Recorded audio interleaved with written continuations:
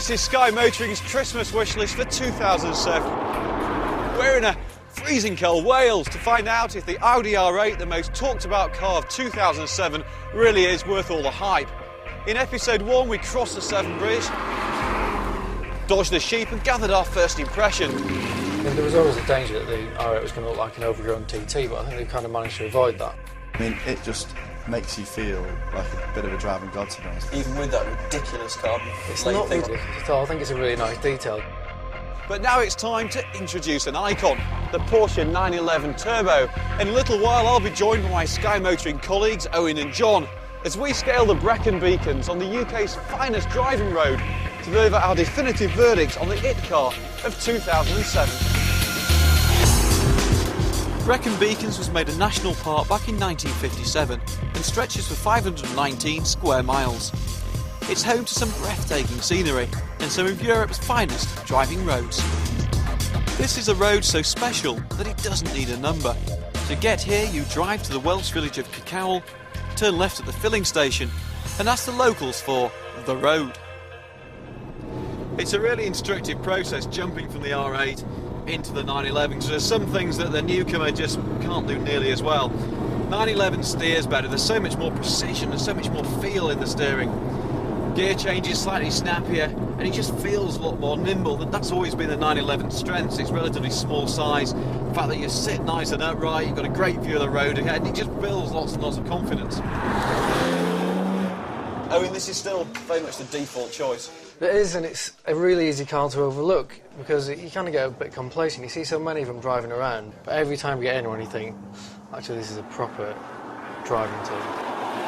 I love it. But it is a tool, isn't it? I mean, it's not like a sort of Ferrari where you... Yeah, and you're in danger of looking like one when you drive it as well. Yeah, in particular if you've got a canary yellow one like we have. I mean, this thing just reeks of city bonus, I think. But, you know, I'll be the first to admit the Turbo is an amazing car. It's easy to think that the Audi's fast until you get into the 911 Turbo. Here you've got 480 horsepower, that's 60 more than the Audi. But the key thing is the torque. On the little overboost function, this will generate 501 pounds per feet, compared with just 317 in the Audi, and that gives it the most incredible mid-range flexibility. 0 to 60, 3.9 seconds, sir. And top speed, 193. It's phenomenally quick. Absolutely phenomenal.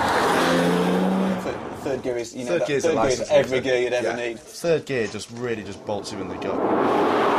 But turbocharging does come with a bit of a price. The throttle response isn't quite as good as the normal 911, but you've on the throttle and you wait maybe only a milliseconds, but there's still a delay before all the power comes flooding in.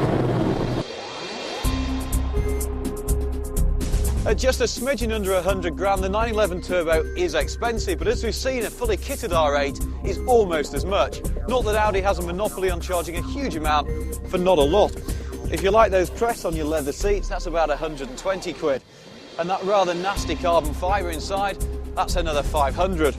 The Sport Chrono package, which gives you a little more power and times your laps, that's about 1,000. And those sport seats, 600. And while they're fine if you're built like Kate Moss, they're rather less good if you have the derriere of the Charlotte Church.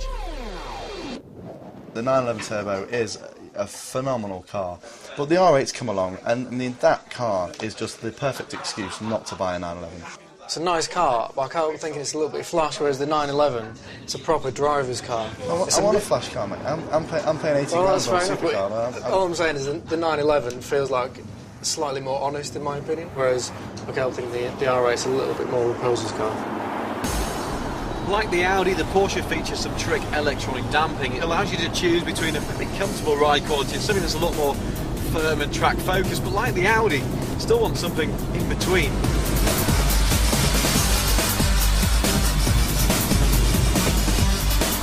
Every time I see a 911, I live in London, there's hundreds of them around, every time I see one I think, maybe not for me. And every time you drive one, you're just thinking it's the most outrageous driving tool. It's been a fantastic day driving two great cars and what is an awesome bit of tarmac. But Owen, what tops your wish list? Well, it's a tough choice. I think we're all in agreement that the R8 does look better and it is a fantastic looking car, but to be honest, out here on the moors, I'm going to have to go for the 911. It's just a fantastic driver's tool. It's a really precision instrument. I love it. John, you look like a sort of bloke who'd drive a bright yellow Porsche 911. I haven't got my red braces just yet, fella. But yeah, no, the 911 is an absolute weapon on these roads, no doubt about it. But there's only one car that makes me feel really special here, and that's the R8. You know, it's stunning to look at, great to drive, and it's 20 grand cheaper. So I guess that leaves you with the deciding vote.